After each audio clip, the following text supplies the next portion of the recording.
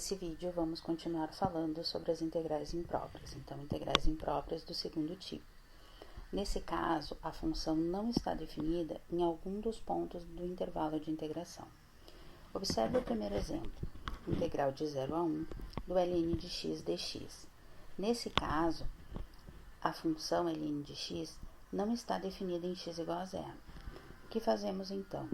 A nossa integral I vai ser o limite, quando h tende a zero, da integral de 0 mais h até 1 do ln de x dx.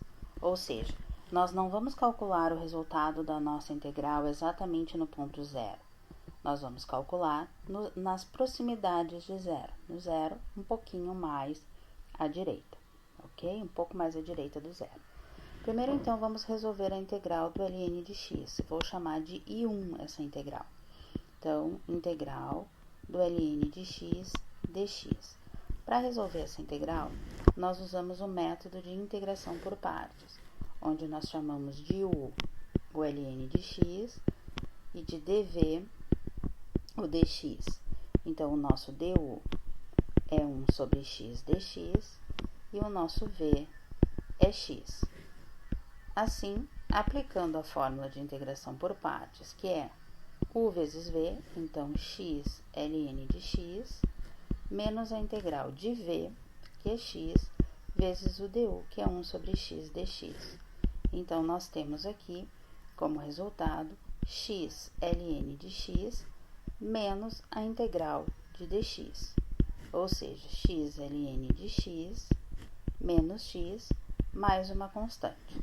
Esse é o resultado da nossa integral indefinida I1, integral de ln de x dx. Vamos aplicar esse resultado agora, então, para calcular I, ou seja, nós vamos fazer o limite, quando h tende a zero, de x ln de x menos x, aplicado de h até 1. Então, aplicamos o nosso resultado no limite superior. Limite, quando h tende a zero, de 1, ln de 1, menos 1. Menos o limite, quando h tende a zero, de h, ln de h, menos h. Bom, ln de 1 é zero. Limite de menos 1, quando h tende a zero, menos 1. Limite de h, quando h tende a zero, é zero. Então, aqui nós ficamos com menos 1, menos o limite de h tende a zero, com h, ln de h. Bom, h tende a zero quando h tende a zero. E o ln de h tende a infinito. Então, nesse caso, nós temos uma indeterminação do tipo 0 vezes infinito.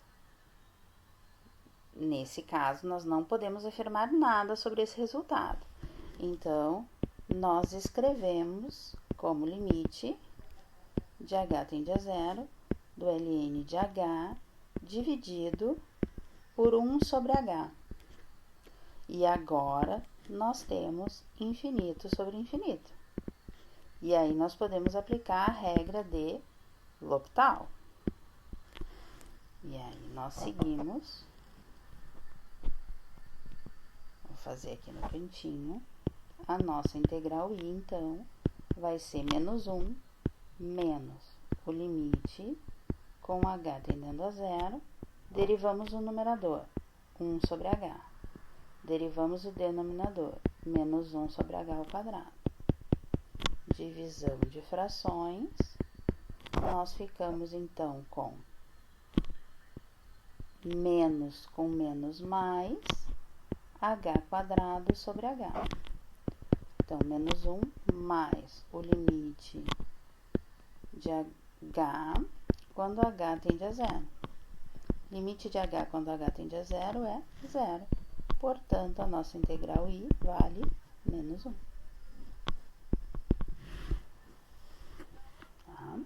Esse é o resultado, então, da integral de ln de x, calculada no intervalo de 0 a 1. Bom, um segundo caso que nós podemos ter é que a nossa a função não esteja definida no limite superior de integração. Observe o próximo exemplo. Integral de 0 a 3 de dx raiz de menos 9 menos x ao quadrado. Se eu colocar x igual a 3, nós teremos 9 menos 9 no denominador. E aí nós teremos uma divisão por zero, o que não existe. Então, nós temos que escrever a nossa i como sendo o limite, quando h tende a zero, da integral de 0 a 3 menos h, porque o nosso limite superior ele não pode chegar a 3, de dx sobre raiz de 9 menos x ao quadrado. Agora sim, a nossa integral fica escrita de uma forma coerente. Por isso ela é chamada de integral imprópria, porque a gente não pode chegar ao limite superior. Muito bem. O que vamos fazer agora? Resolver a integral. Vamos resolver a chamada I1, integral de dx, raiz de 9 menos x ao quadrado. Nós usamos o método da substituição para resolver essa integral, ou seja, substituição trigonométrica, não aquela substituição simples. Raiz de 9 menos x ao quadrado não vai ser a hipotenusa do nosso triângulo retângulo, que é a raiz quadrada da soma de dois quadrados. Então, nós podemos colocar essa integral, essa raiz, desculpa, em um dos catetos. Vou colocar no cateto adjacente ao ângulo θ. Ou seja, a nossa hipotenusa vale 3 e o cateto oposto vale x. Com isso, nós podemos escrever que seno de θ é x sobre 3. Ou seja, que x é 3 seno de θ. E, portanto, dx é 3 cosseno de θ dθ. E assim, nós vamos calculando todos os termos necessários para a nossa integral. 9 menos x ao quadrado seria a raiz de 9 menos 9 seno ao quadrado de θ. Colocamos o 9 em evidência. Ficaremos com 1 menos seno ao quadrado de θ, que é cosseno ao quadrado de θ. Então, nós vamos ter 3 cosseno de θ dθ. Então, a nossa integral I1, ela vai ser, em termos de θ, vai ser a I1N, vai ser o dx, que é 3 cosseno de θ dθ, dividido por 3 cosseno de θ. Ou seja, integral de dθ, que é θ mais c. Então, a nossa I1 vai ser o θ. Quem é o ângulo θ? O ângulo θ vai sair daqui. É o arco cujo seno vale x sobre 3. Mais uma constante. Bom, o que nós estamos calculando? Nós estamos calculando a integral I, que vai ser o limite, quando h tende a zero, desse resultado. Ou seja, arco seno de x sobre 3, aplicado de 0 a 3 menos h. Limite, quando h tende a zero, do arco seno de 3 menos h sobre 3, menos o arco seno de 0 sobre 3, que é 0. Então, a nossa integral I, arco cujo seno vale 0 é 0, arco cujo seno vale aproximadamente 1, pi meios. Então, a nossa integral I vale pi meios.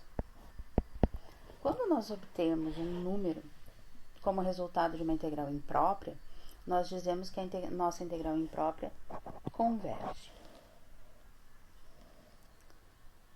Bom, uma outra possibilidade que nós temos, que também é chamada de integral imprópria, é a nossa função não estar definida em algum ponto dentro do domínio,